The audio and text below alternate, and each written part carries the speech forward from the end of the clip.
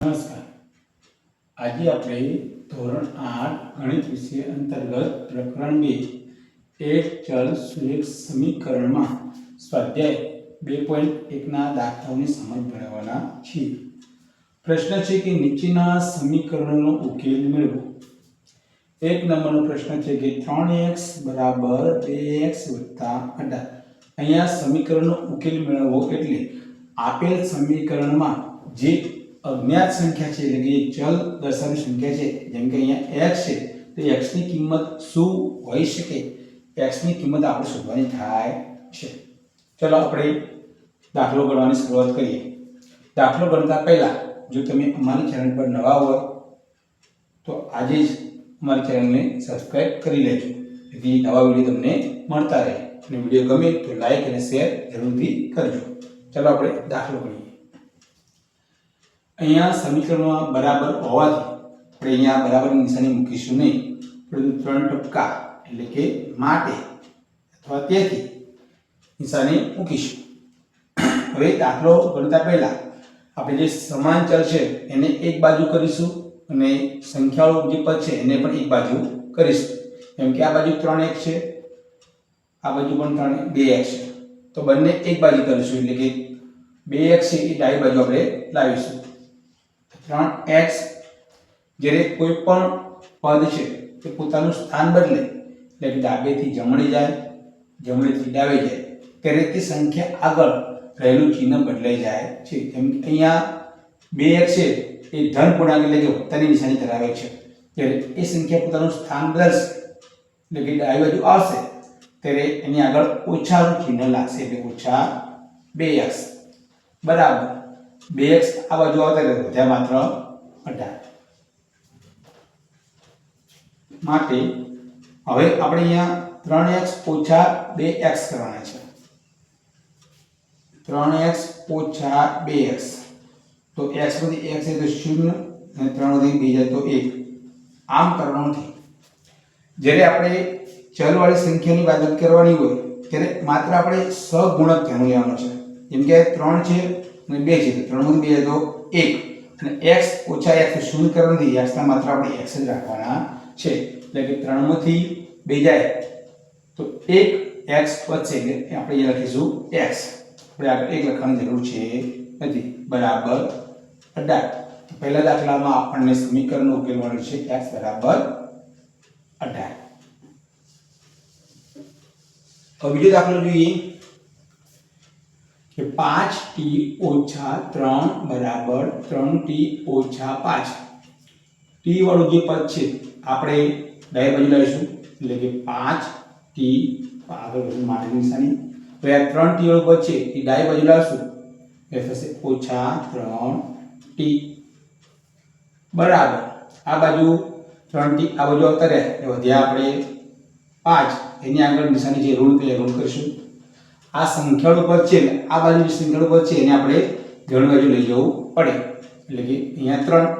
જમણી બાજુ લઈ જઈશું. 3 ની આગળ અહીંયા નિશાની છે ઓછા કારણ એટલે કે ઋણની નિશાની છે તો આપણે જ્યારે 3 નું સ્થાન બદલીશું ત્યારે ઓછા થશે વત્તા એટલે વત્તા 3. હવે 5t ઓછા 3t એટલે કે 5 ની 3 જાય તો 2t બરાબર. હવે ઋણ 5 વત્તા 3 અહીંયા એક ઋણ પૂર્ણાંક છે અને એક ધન પૂર્ણાંક છે એટલે કે ઓછે વત્તા ક્રિયા થશે બાદબાકી. 5 માંથી 3 જાય તો હશે 2. મોટી સંખ્યા 5 છે એની આગળ ઋણ પૂર્ણાંકની નિશાની છે માટે અહીંયા પણ ઋણ પૂર્ણાંકની નિશાની લાગશે એટલે કે 2t બરાબર ઋણ 2.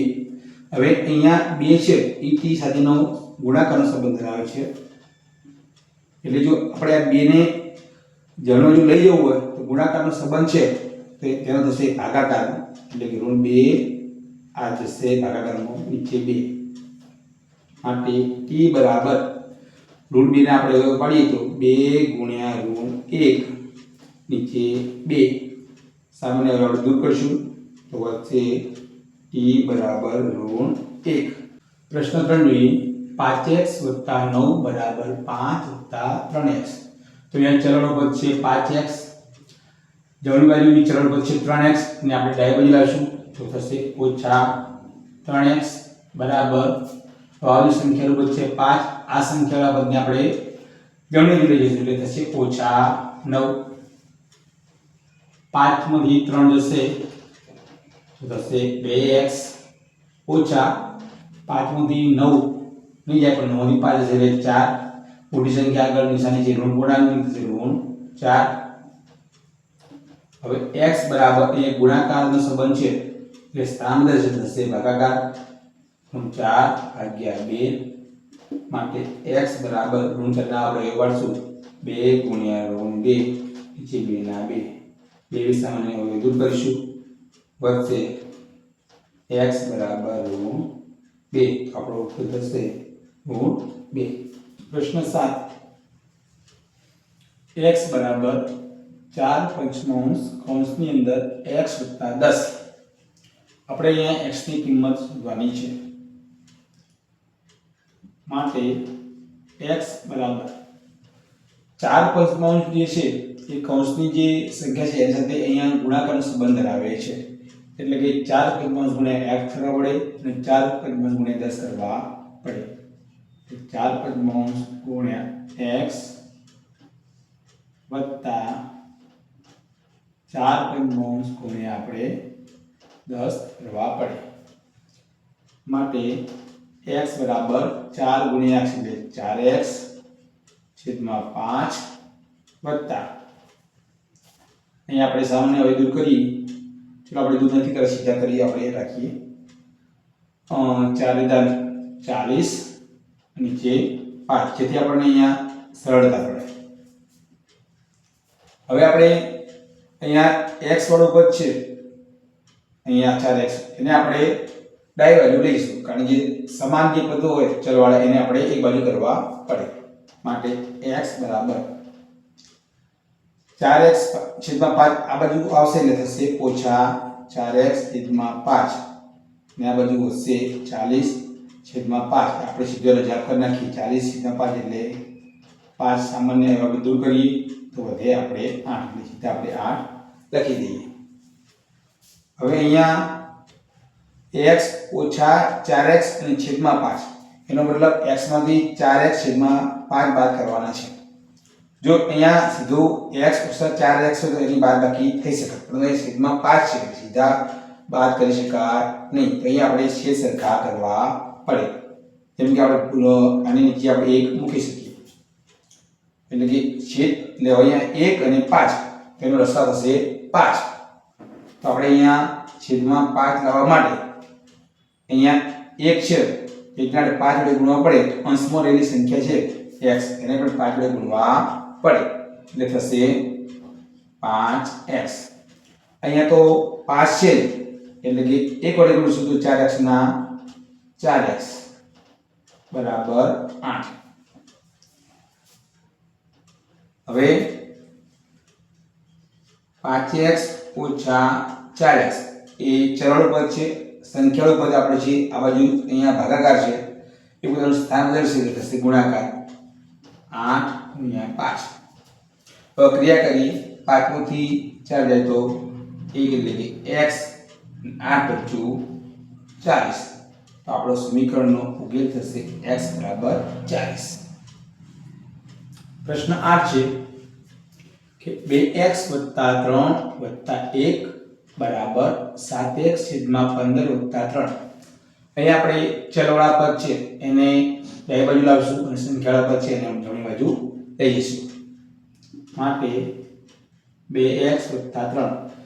ચલવાળું પદ છે આપણે એનું સ્થાન બદલશું અહીંયા આને કોઈ ચિહ્ન નથી એટલે કે ધન પૂર્ણાંક કહેવાય એ સ્થાન બદલશે એટલે થશે અહીંયા આગળ ઋણ પૂર્ણાંક 7x - 15 બરાબર આ બાજુ સંખ્યાવાળું પદ વિશે 3 આ બાજુ સંખ્યાવાળું પદ 1 છે એ સ્થાન બદલીને જશે જમણી બાજુ એટલે કે અહીંયા વત્તા છે તો અહીંયા થશે ઓછા માટે હવે આપણે અહીંયા જે 2x છેદમાં 3 ઓછા 7x છેદમાં 15 છે સીધી બાદબાકી થઈ શકશે નહીં આપણે છેદ સરખા કરવા પડે જેમ કે 3 અને 15 નો લસા થશે 3 અને 15 લસા થશે 15 એનો મતલબ આપણે છેદમાં 15 લાવવા પડે તો આ જે સંખ્યા છે પહેલી સંખ્યા 2x છેદમાં 3 એટલે 15 લાવવા હોય તો 3 ને 5 વડે ગુણવા પડે એટલે 3 × 5 15 તો ઉપર છે 2 તો 2 × 10x થશે ઓછા અહીંયા તો 15 છે તો આપણે 1 વડે ગુણીશું તો 7 × 7 એટલે કે 7x અને 3 માંથી જાય તો 2 હવે અહીંયા છેદ સરખા છે એટલે આપણે કરશું અંશોની બાદબાકી 10x - 7x = 2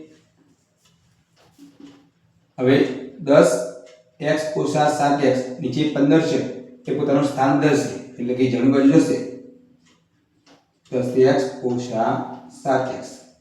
અહીંયા ભાગાકારનો સંબંધ છે સ્થાન દર્શે એટલે થશે એનો ગુણાકાર એટલે ગુણ્યા 15 10 માંથી 7 જશે એટલે 3x અને 2 × 15 એટલે કે 30 હવે અહીંયા x ની કિંમત ગોતવાની છે તો x = 30 અહીંયા x સાથે 3 નો સંબંધ ગુણાકારમાં છે પોતાનું સ્થાન દર્શે એટલે થશે ભાગાકાર એટલે કે છેદમાં જશે માટે x = 30 અને 3 આપણે કરી તો આપણને જવાબ મળશે 10 એટલે જવાબ થશે x = 10 પ્રશ્ન 9 2y + 5/3 = 26/3 - y અહીંયા આપણે જે સમાન ચલવાળા પદ છે આપણે એને એક બાજુ ગોઠવીશું જેમ કે 2y આવેલું છે y વાળું પદ છે આ બાજુ y વાળું આ પદ છે તેને આપણે એનું સ્થાન બદલાવીને ડાબી બાજુ લાવીશું એટલે અહીંયા ઓછા છે થશે વત્તા બરાબર સંખ્યાવાળું પદ છે 5/3 તેને આપણે જમણી બાજુ લઈ જઈશું એટલે 26/3 અહીંયા આગળ વત્તા છે એટલે થશે ઓછા 5/3 2y + y થશે 3y બરાબર અહીંયા છેદ સરખા છે એટલે આપણે સીધી આપણે અંશોની બાદબાકી કરવાની થાય એટલે કે 26 - 5 એટલે 3y =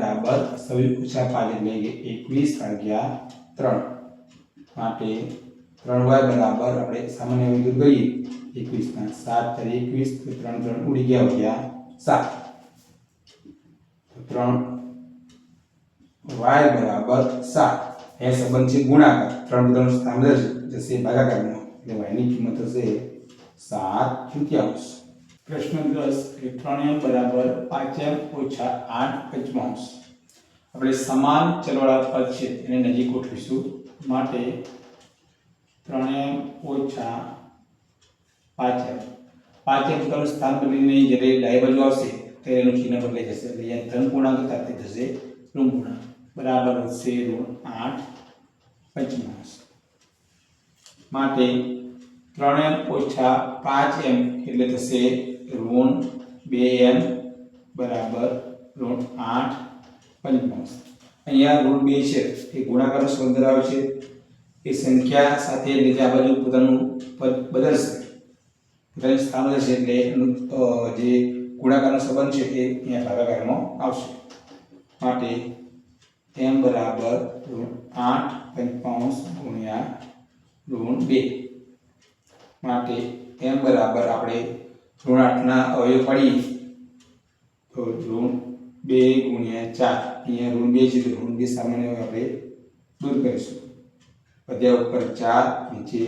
5 આપણે કિંમત હશે m = 4/5 વિડીયો ગમ્યો હોય તો લાઈક શેર અને ચેનલને સબસ્ક્રાઇબ કરજો વિડીયો જોવા બદલ ખૂબ ખૂબ આભાર